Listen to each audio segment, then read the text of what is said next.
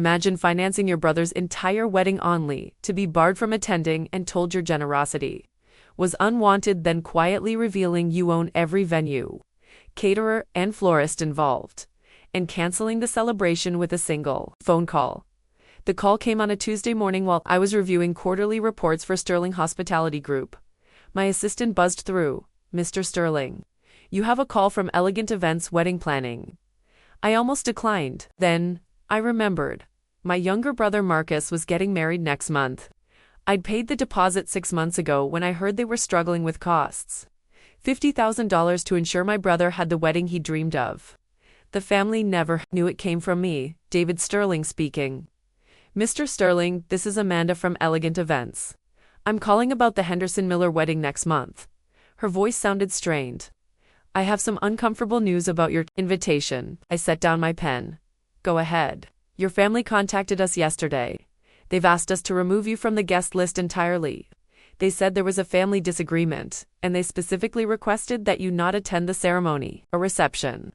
The words hit like a physical blow, but I kept my voice steady. "I see." However, Amanda continued quickly. "They also asked if they could keep the $50,000 deposit.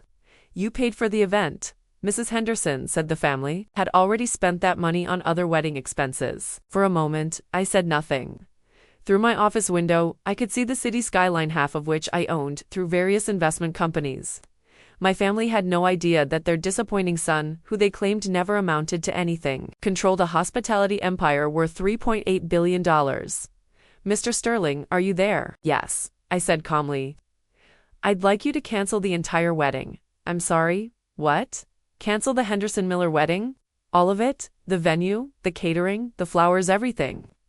Amanda's voice rose in panic. "Sir, I don't understand. You're not the groom. You can't just..." "Amanda," I interrupted gently. "What's the name of your company?" "Elegant Events Wedding Planning." "And who owns Elegant Events?" I heard papers rustling. "Sterling Event Holdings." "And who owns Sterling Event Holdings?" A longer pause. "Sterling Hospitality Group." "That's right. And I'm David Sterling, CEO and sole owner of Sterling Hospitality Group. So yes, I can cancel this wedding. In fact, let me be more specific. Cancel their reservation at the Grand Harbor Hotel as well. That's one of mine too. And Symphonic. Catering also mine. The flower arrangements from Premier Botanical. My photography package from Lens and Light Studios. Mine as well." "Mr. Sterling, I had no idea you were." "There's more, Amanda. The bachelor party reservation at Harborview Resort, my rehearsal dinner at Coastal Elite Restaurant, mine. Even the limousine service they booked through Prestige Transportation, mine." I could hear her breathing heavily on the other end of the line. "But sir, the wedding is in 3 weeks. There are 200 guests. Deposits paid. Cancel everything. Refund any deposits paid by guests for accommodations. Send the Hendersons and Millers a bill for the full amount they owe, minus my original $50,000 deposit, which I'm keeping as a cancellation fee." "Mr. Sterling, this will destroy the wedding. There's no way they can find alternative vendors this close to the date." "That's not my problem anymore." After hanging up, I sat back in my chair. 28 years old, and my family still saw me as the college dropout who threw his life away when I left Harvard Business School to start my first company. They had no idea that the small event planning business I'd mentioned casually over the years had grown into one of the largest hospitality empires on the East Coast. My phone buzzed with a text from my mother. "David, we need to talk about your recent behavior. Your attitude toward Marcus and Jennifer has been unacceptable. We think it's best if you don't attend the wedding. We'll be keeping the money you contributed since we've already spent it." I smiled and typed back, "Understood. Enjoy the celebration." What my family didn't know was that I'd been quietly building my empire for 8 years. It started when I dropped out of Harvard, not because I was failing, but because I'd identified a gap in the luxury event market. While my family saw my decision as giving up, I was actually walking away from a guaranteed corporate job to bet everything on my vision. The first company, Sterling Events, began in my studio apartment. I planned corporate gatherings and small weddings, working 18-hour days and sleeping on my office couch. My family's response: "David's going through a phase. He'll be back to real work soon." Within 2 years, I'd bought my first property, a small event venue that was struggling financially. My family still thought I was playing entrepreneur, while they focused on Marcus, who was following the traditional path through law school. By year 4, I owned 6 venues across 3 states. Sterling Hospitality Group was born. And I started acquiring complementary businesses, catering companies, florists, photographers, transportation services, every aspect of the luxury event industry. My family remained oblivious. At holiday gatherings, they'd ask about my little business, while discussing Marcus's promising career at his law firm. The real growth came in years 6 and 7. I acquired struggling hospitality companies during the economic downturn, rebuilding them into profitable enterprises. Harbor View Resort, Grand Harbor Hotel. The entire coastal elite restaurant chain, all companies my family had heard of, never realizing their disappointing son owned them. My phone started ringing 30 minutes after my conversation with Amanda. David, it was my father's voice, tense and confused. I just got a call from some woman saying our wedding venue was canceled. There must be some mistake. No mistake, Dad. What do you mean, no mistake? This is ridiculous. We have a contract. A contract with Sterling Event Holdings, which is owned by Sterling Hospitality Group, which is owned by me. The line went quiet for several seconds. David, what are you talking about? I'm talking about the fact that you canceled my invitation to my own brother's wedding while asking to keep the $50,000 I paid for it. So I canceled everything else. You paid for the wedding, the venue, the catering, the hotel blocks, the flowers, the photography, the rehearsal dinner, the bachelor party. The transportation, all of it goes through companies I own. Congratulations, Dad, you just uninvited the person who was paying for your son's entire wedding. Another long silence. David, I think there's been a misunderstanding. No misunderstanding. You made it clear I'm not welcome at family events. So my companies aren't welcome to provide services for family events either. Companies, David, you plan parties. I almost laughed. After 8 years, he still thought I'd planned birthday parties. Dad, I own Sterling Hospitality Group. We control 47 venues, 23 restaurants, 12 hotels, 6 catering companies, and 11 event service providers across 7 states. We generated $1.2 billion in revenue last year. That's impossible. Check our corporate website, check the business registry, check Forbes' list of fastest growing private companies. We were number 17 last year. I heard muffled conversation in the background. Mom had joined the call. David, Mom's voice came through, shaky and uncertain. We had no idea you were successful. You never told us. I tried to tell them. Every family gathering for 8 years. I tried to share what I was building. Remember when I mentioned buying the Harbor View Resort? You said it was nice that I was staying busy. When I told you about expanding into hotels. You asked when I was going to get a real job even. Though I dropped out of Harvard to build this empire, I saw an opportunity and I took it. While Marcus was studying contract law, I was writing contracts that generated millions in revenue. My father cleared his throat. David, surely we can work something out. Marcus's wedding is no longer my concern. You uninvited me, remember? You made it clear that my presence would somehow diminish your perfect family celebration. My phone buzzed with another call. Amanda, no, Dad, I need to take this. I switched to the other line. Amanda, Mr. Sterling. I've been getting calls all morning. Your brother, your parents, even the bride's family. They're all asking about rebooking, and sir, with 3 weeks' notice, it's impossible. Every quality venue in the region is booked solid. The catering companies are committed to other events. There just aren't alternatives. What about the Grandview Manor? That's one of your properties, too, sir, and it's already booked for that weekend, right? Well, then they'll need to figure something else out. Mr. Sterling, her mother called crying. She said there are 200 people invited, family flying in from across the country. She's begging for any solution. I considered this. Any solution? Yes, sir. All right. Here's what we'll do. It can have the wedding at the Grandview Manor, my smallest venue. Reception capacity for 80 people maximum. Basic catering package, house flowers, staff photographer only. Total cost, $200,000 paid in advance. Sir, that's 4 times what they were paying before and half the space. That's the offer. They wanted to exclude me from their celebration while keeping my money. Now they can include me in their decision-making while paying market rates. And if they refuse, then they can get married at City Hall. I hung up and returned to my work. 3 hours later, Marcus called directly. David, what the hell is going on? You're getting married. Congratulations. Don't play games with me. Mom's been crying all day. Dad's had 6 phone calls with different vendors, and everyone keeps telling him you own their companies. What kind of sick joke is this? It's not a joke. Marcus, it's business. Business. This is my wedding, your wedding that I was financing. Your wedding that I was uninvited from. Your wedding that the family decided I wasn't worthy to attend. You thought it would be better to exclude your brother from the most important day of your life, while secretly keeping the money he contributed. Does that sound like family behavior to you? Marcus was quiet for a moment. We didn't know the money came from you. Mom asked me for help 6 months ago. She said you were struggling with wedding costs, and Jennifer's family couldn't contribute much. I wrote a check for $50,000 that same day. Marcus, I didn't know. You didn't know because you never asked. Just like you never asked about my business, my life, or anything else. You just assumed I was the family screw-up and moved on. That's not true. Marcus, when was the last time you asked me a genuine question about my life? When was the last time any of you showed actual interest in what I do? The line was quiet. I'll make you a deal, I continued. You can have your wedding at one of my venues, but I want 3 things. A formal apology from the entire family. An acknowledgement that you misjudged me and my invitation restored not as a courtesy, but because you actually want me there. David, of course, we want you there. Do you? Or do you want my money there? That's not fair. Fair. You uninvited your own brother from your wedding while keeping his financial contribution. Explain to me what's fair about that. Marcus sighed heavily. What happens if we don't agree to your terms? Then you figure out how to have a wedding with 3 weeks' notice and no connections in the industry. Good luck with that. And if we do agree, and you get married at a beautiful venue with excellent service, and your brother stands beside you as family should. I need to talk to Jennifer and our parents. Of course you do. That evening my phone rang again this time. It was Jennifer, Marcus's fiancée. David, it's Jennifer.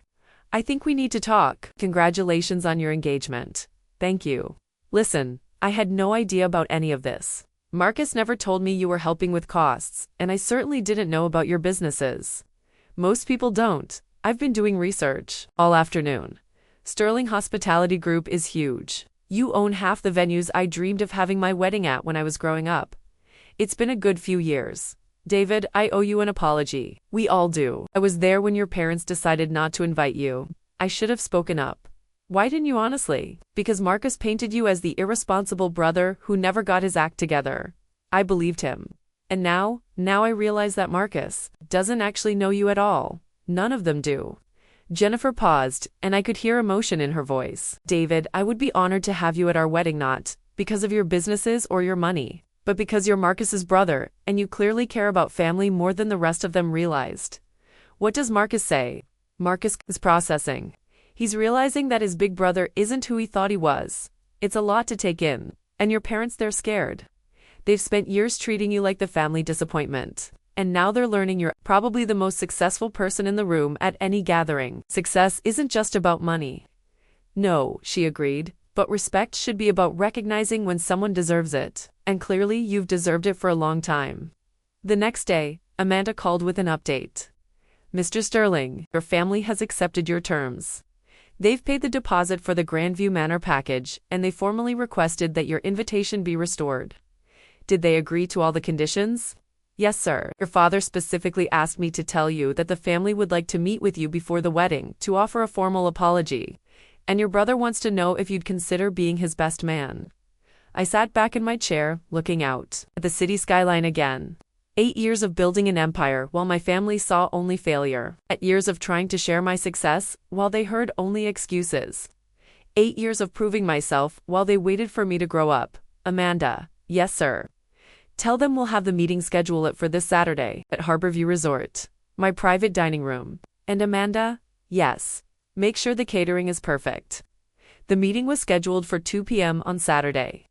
I arrived early and stood by the floor-to-ceiling windows overlooking the harbor. This resort had been my biggest acquisition of failing property that I'd transformed into the region's premier destination. The private dining room alone was worth more than most people's homes. My family arrived together: Mom, Dad, Marcus, and Jennifer. They looked around the room with obvious amazement: crystal chandeliers, hand-carved furniture, a view that stretched for miles across the water. David, Dad said, extending his hand formally. Thank you for meeting with us. Have a seat. They settled around the mahogany table as servers brought in lunch prepared by the same kitchen that catered to governors and celebrities. This place is incredible, Mom said quietly.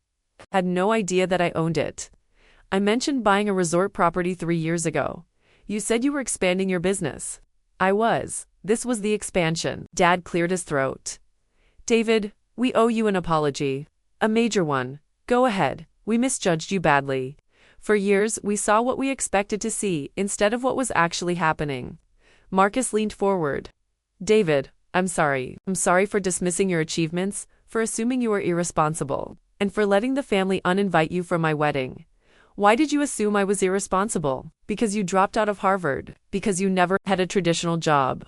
Because you never bragged about your success. Would bragging have helped? No. But maybe if you'd been more direct about what you were building. I smiled slightly. Marcus, I told you 3 years ago that I'd acquired a hotel chain. You said, that's nice, and changed the subject to your latest case at the law firm. I didn't realize you meant you owned them. What did you think I meant? You had no answer. Jennifer spoke up. David, we'd like to start over. All of us, we want to know about your life, your business, your plans. We want to be real family. I nodded. And if I hadn't turned out to be wealthy, what then?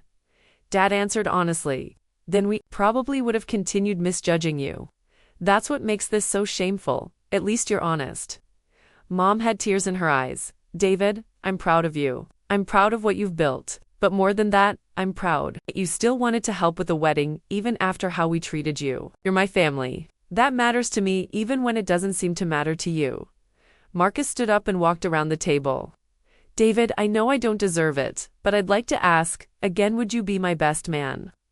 I looked at my younger brother, the golden child who'd followed every family expectation, who'd never taken a risk or built something from nothing. For the first time, I saw uncertainty in his eyes. He was finally seeing me clearly.